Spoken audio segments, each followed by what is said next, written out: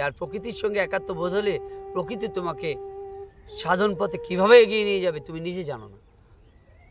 ঠিক আছে, বা যে কোনো কাজে শুধু সাধন কেন, অনেকে সাধন ভজনকে ব্যাকডেটেড মনে করে, হ্যাঁ ব্যাকডেটেড, কিন্তু না, এগুলোর ভিতরে আছে। তুমি যদি কখনো সেই স্বাদ পাও তাহলেই তোমার মন সেই বিষয়ে আকৃষ্ট হবে, ভালো লাগবে। তোমার যদি সেই বিষয়ে কোনো জ্ঞান না থাকে, তুমি যদি কিছু অনুভব না করো, তুমি কিন্তু কখনো সেটার প্রতি আকৃষ্ট হবে না, ভালো লাগবে না, এটা স্বাভাবিক বিষয়। তো এই অটোমেটিক ধ্যান তোমাকে করতে হবে কিরকম, এই প্রকৃতির মাঝে এসে খানিকক্ষণ তোমাকে সময় দিতে হবে। সময় দিলে কি হবে, নেচার তোমাকে একটা কানেকশন করবে, আর তুমিও নেচারের সঙ্গে একটা কানেকশন তোমার হয়ে যাবে। ঠিক আছে, শরীরের সঙ্গে এই নেচারের, আমাদের কি জানো তো, মাটিতে পা পড়ে না, বাস্তব কথা বলছি, মাটিতে পা পড়ে না, মাটিতে পা পড়া খুবই জরুরি। এই যে মাটি, এই কানেকশন দেখো কিভাবে একটা বৃহৎ শক্তির সঙ্গে তোমার কানেকশন হয়, এই কথাটা কেউ বলবে না। এই পৃথিবী, এই ব্রহ্মাণ্ডের একটা অংশ, আমি তো অনেক দূরের, হ্যাঁ, এই পৃথিবী কত বড় দেখো, এই ব্রহ্মাণ্ডের মধ্যে পৃথিবী একটা ছোট্ট কণার থেকে কণা, পৃথিবীটা শুধু কণার থেকে কণা ছোট, এই ব্রহ্মাণ্ড কত বড়, তার মধ্যে কণার থেকে কণা। তাহলে এই পৃথিবী কারোর সঙ্গে কারো ধাক্কা লাগছে না, কিছু হচ্ছে না, এই পৃথিবীর সঙ্গে সূর্যের হচ্ছে না, চাঁদের হচ্ছে না, তাহলে এই পৃথিবী কিছু একটা কানেকশনের সঙ্গে যুক্ত আছে। আর সেই দেখো একবারে কুসংস্কার ভাবে বা তোমাদের ওইভাবে বোঝাবো না যে একদম অলৌকিক লীলা হয়ে যাচ্ছে, অমুক হয়ে যাচ্ছে, তমুক হয়ে যাচ্ছে, বাস্তবিক জ্ঞানটা বোঝো। কারোর সঙ্গে কারোর টাচ লাগছে না, কানেকশন হয়ে যাচ্ছে না, তাহলে এটা কিছু একটা কানেকশনের সঙ্গে যুক্ত আছে এই পৃথিবীটা। এবার এই পৃথিবীর সঙ্গে আমরা যুক্ত আছি, কিন্তু আমাদের শরীরটাকে আমরা এই মাটিতে রাখতে পারি না। এই মাটিতে পা রাখতে হবে, এই পৃথিবীর সঙ্গে কানেকশন যদি হবে, আমাদের প্রকৃত শক্তির সঙ্গে আমাদের কানেকশন তৈরি হয়ে যাবে। যে শক্তির দ্বারা এই পৃথিবী চলছে, সব বিশ্ব ব্রহ্মাণ্ড চলছে। তাহলে এই প্রকৃতিকে যদি তুমি ভালো না বেশে, তুমি যদি এর মাটিতে পা না থাকে, তাহলে তুমি কিন্তু সেই কানেকশনটা অনুভব করতে পারবা, কিন্তু তুমি বেশি দিন টিকিয়ে রাখতে পারবা না। অনেক গোপন খবর বললাম, ঠিক আছে, এই প্রকৃতির সঙ্গে কানেকশন রাখতে হবে।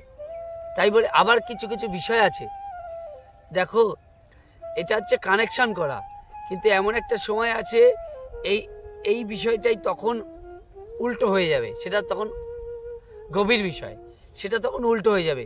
কিছু কিছু এমন সময় আছে যখন সাধনার সময়, তখন একটা নিচে আর্থিং, মানে এই আর্থের থেকে নিজেকে মানে আর্থিং না হয়, কিছু সময় শক্তিটাকে সঠিকভাবে চলাচল করতে দিতে হলে তখন তোমাকে কিছু একটা, যে আসন বলে না, সেই আসনে তোমাকে বিছিয়ে রাখতে হবে, সেই আসনের উপর তোমাকে বসতে হবে, যাতে আর্থিং না হয়, তোমার শরীরের শক্তিটা সঠিকভাবে চলাচল করতে পারে। সেই পর্যায়টা আলাদা, কিন্তু প্রকৃতির সঙ্গে প্রথম চান্সে তোমাকে প্রকৃতির সঙ্গে কানেকশন তৈরি করতে হবে, বুঝেছো? এই প্রকৃতির সঙ্গে কানেকশন তৈরি করলে আমরা আমাদের অনেক রোগ এই প্রকৃতির সঙ্গে কানেকশন তৈরি করলে আমাদের নির্মূল হয়। আমাদের প্রকৃতির সঙ্গে কানেকশন থাকে না, এখন ইট কাঠ মেঝে হয়ে যায়, মানে কি বলে, মেঝে হয়ে যায়। আগে তো সব সুন্দর মাটির ঘর ছিল, লেপে টেপে রাখতো, মানুষের মাটির সঙ্গে সংস্পর্শ ছিল, অনেক রোগ ব্যাধি কম ছিল। এখন মাটির সঙ্গে সংস্পর্শ শেষ, তাহলে এই মাটির সঙ্গে সংস্পর্শ রাখতে হবে, প্রকৃতির সঙ্গে একাত্মতা হতে হবে। এটাই আমাদের প্রথম কাজ, প্রথম ধাপে আমাদের এই কাজগুলো আমাদের করতে হবে, ধাপে ধাপে এগোতে হবে। একবারে তুমি কোথায় যাবে? আমি বারবার একটা কথা বলি, একবারে তুমি যাবে, হ্যাঁ মহৎ মানুষের সঙ্গ করতে পারো, তোমার একবারে তোমার চট করে হয়ে গেল, কিন্তু ওইটাকে ধরে রাখা। তুমি যেই মহৎ মানুষ তোমাকে সারাক্ষণ টাইম দেবে না, মহৎ মানুষের থেকে সরে আসবে, 1 মাস তোমার থাকবে তোমার কাছে সেই শক্তি বা সেই ভাব, 1 মাস থাকলো, তারপর কি হবে? তোমাকে সেই জন্য বেসিকটা খুব জানা জরুরি। তোমাদের বেসিকের উপর আমি চাপ দিচ্ছি কেন, বেসিক যাদের ক্লিয়ার হবে, আমাকে যারা আমার সঙ্গে যারা যুক্ত আছে, তারা এই বেসিক, মানে আমি তো মানে তোমাদেরকে মোটিভেশন দিই মাত্র, ঠিক আছে? তোমরা একটা এর মধ্যে একটা জায়গায় তৈরি হও, ভালো হও, এটা আমি চাই। হ্যাঁ, আমি গুরু হওয়ার কোনো ইচ্ছা আমার নেই, ঠিক আছে তোমার, কিন্তু তুমি যে একটা জায়গায় পৌঁছে যাও, তুমি সেই আনন্দটুকু লাভ করো, এইটুকু আমি চাই। তোমাকে আমি যা সহযোগিতা করছি মাত্র, মানে কিভাবে কি করতে হবে যেটুকুনি আমার ক্ষুদ্র জ্ঞানে আমি তোমাদেরকে চেষ্টা করি। দেখো কিভাবে সহজ সরলভাবে তোমাদের সঙ্গে আলোচনা করছি। এগুলো অত গুরু গম্ভীর আমি পারি না। এই প্রকৃতি আমাকে সহজ সরল হতে শিক্ষা দেয়। এই প্রকৃতির মাঝে আসলে আমি নিজেকে সরল মনে করি, সহজ সরল হয়ে যাই, একাত্ম হয়ে যাই, মনের মধ্যে অহংকারটা কমে যায়। আমার মনের মধ্যে অহংকার আছে, বলবো না নেই, আছে, কিন্তু অনেক কমে যায় জানো তো। প্রকৃতির সঙ্গে মিশে গেলে অহংকার অনেক ত্যাগ হয়। আমি কিছুই না, এই প্রকৃতির সঙ্গে একটা অংশ মাত্র আমি। এই যে হৃদয়ের সঙ্গে প্রকৃতির যে টান, সেই টানটা তোমাকে অনেক দূর নিয়ে যাবে। তুমি নিজে জানো না, এই বেসিক জিনিসগুলো তোমাকে, বেসিক এটা, এই বেসিক জিনিসগুলোই তোমাকে একসময় অনেক দূর পর্যন্ত নিয়ে যাবে। মনের মধ্যে অহংকারটা ত্যাগ হতে সাহায্য করবে। অহংকার ত্যাগ যদি না হয়, দেহের অহংভাগ, মানে আমি আমি আমি আমি সব আমি করছি, হ্যাঁ, অনেক জ্ঞান তোমরা জেনে ফেলেছো, সেই জ্ঞান দিয়ে 10টা মানুষকে তর্ক করছো, হারিয়ে দিচ্ছ, ব্যাস তুমি খুব সাদা হয়ে গেলে।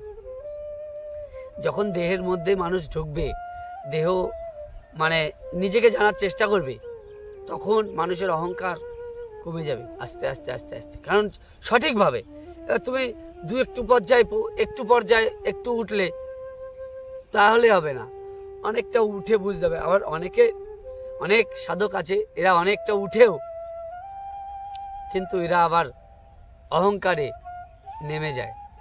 অহংকার যখনই তোমার মনের মধ্যে আসবে, তুমি নেমে যাবে। এই প্রকৃতি সত্যি আমাকে অহংকার মুক্ত হতে শেখা। আমি পরিপূর্ণ অহংকার মুক্ত হতে পারিনি, আমারও ও রক্ত মাংসের শরীর।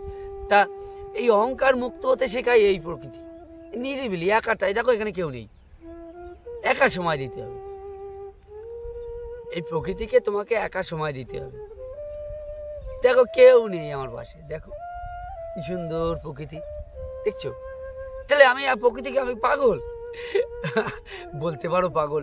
এই প্রকৃতি আমাকে ভালো লাগে, প্রকৃতি আমাকে টানে, আমাকে একাত্ম বোধ হতে সাহায্য করে, আমার মানে খুবই ভালো লাগে। তোমরা কখনো করবে এরকম, দেখবে নিজে, এবার পাশে বন্ধু নিয়ে আসবে না, তোমরা বন্ধুবাজি করো বলে অনুভব করতে পারো না, শান্তি পাও না, নিজে আসবে, একটু বসবে। আমাদের এই মন এই প্রকৃতির সঙ্গে বেশিক্ষণ নিজেদের একাত্ম করতে দেবে না। প্রথম চান্স প্রকৃতি তোমাকে বাধা দেবে কিন্তু ওই বাধা উপেক্ষা করে প্রকৃতির সঙ্গে বেশ খানিকক্ষণ টাইম কাটাতে হবে, বুঝেছো? আমাদের এখন ইট কাঠ পাথরের জীবন হয়ে গেছে। ইট কাঠ পাথর যদি একটা সুন্দর ঘর না হয় তাহলে হয় না। এই যে দেহ ঘর, এই দেহ জমিন, এটা তো পতিত রয়ে গেল, এটা তো চাষ করা হলো না, একটা জায়গায় তোমার পৌঁছানো হলো না, শুধু ঘর বাড়িতেই দেখলো মানুষ। আর এই দেহ ঘরটা যে পতিত পড়ে রয়েছে, সেটা কে দেখবে? তাহলে দেখো সহজ সরলভাবে টাইম, মনে করো না একজন বন্ধুর সঙ্গে তুমি সময় কাটাচ্ছ, হ্যাঁ, এই করতে করতে করতে করতে জানো, তুমি তো জানো, বুঝতে পারছো না আমার আমি যে কথাগুলো বলি, এইগুলো বিচারগুলো তোমার মধ্যে মানে আমি চাই না জোর করে, তোমার অটোমেটিক আসুক। আর প্রকৃতিকে ভালোবাসো। দেখো প্রকৃতিকে ভালোবাসো মানে হরিচাঁদ ঠাকুরের একটা বাণী আছে, জগৎকে প্রেম করো, জগৎকে প্রেম করো। তাহলে জগৎকে প্রেম করতে গেলে এই প্রকৃতি, তুমি একেই যদি ভালো না বাসতে পারো, তুমি জগৎকে কি ভালোবাসবে, মানুষকে কি ভালোবাসবে, নিজেকে কি ভালোবাসবে? ঠাকুরের বাণী বোঝা, কোনো একজন মহৎ মানুষের বাণী বোঝা আর সেটা জীবনে ইমপ্লিমেন্ট করা কঠিন কাজ, জানো তো? ওই বেশি দিন থাকে না, কিছুদিন থাকে। ওই কিছুদিনের মধ্যে তোমাকে অনেকটা এগিয়ে নিয়ে যেতে হয়, যাতে ওই তুমি হারিয়ে গেলেও তুমি আবার ফিরে আসতে পারো, বুঝেছো? তাহলে এই জায়গাটা আর বেশি বকবক করবো না, তোমরা ভালো থেকো, হ্যাঁ, সুস্থ থেকো, আর প্রকৃতির সঙ্গে নিজেকে একাত্মবোধ অনুভব করো। এই জীবনে বেঁচে থাকতে থাকতে কিছু করে যাও। তাহলে আর তো আজকের এই দেখো এত সুন্দর একটা প্রকৃতি, এই প্রকৃতির মাঝে নিজেকে বিলিয়ে দিতে শিখতে হবে। তাহলে তোমরা করবে তো? তোমরা প্রকৃতির সাথে একাত্ম হবে তো, একাত্ম হতে চেষ্টা করো। বন্ধু বান্ধব নেমে না, একা একা আসবে, আসতেই হবে তোমাদের, আর আসা দরকারও। কিছু যদি পেতে চাও এই প্রকৃতির বুকে, গুরুর চরণে, প্রকৃতির বুকে আস্তে আস্তে নিজেকে জানতে ইচ্ছে করবে, তারপর তোমার মনে হবে যে আরও একটু এগিয়ে যাই, তারপর তোমার ধ্যান আসবে, সঠিক ধ্যান আসবে। ধ্যান আসলে দেহের ভিতরে অনেক কিছু অনুভব করতে পারবে, সেই অনুভবগুলো জানতে গেলে তখন গুরুর প্রয়োজন হবে, আর গুরুর প্রয়োজন হলেই গুরুর চরণেই সব কিছু পাবে। পেতে তোমাকে হবে হবে হবে, প্রকৃতির সঙ্গে একাত্ম অনুভব করবে করবে করবে।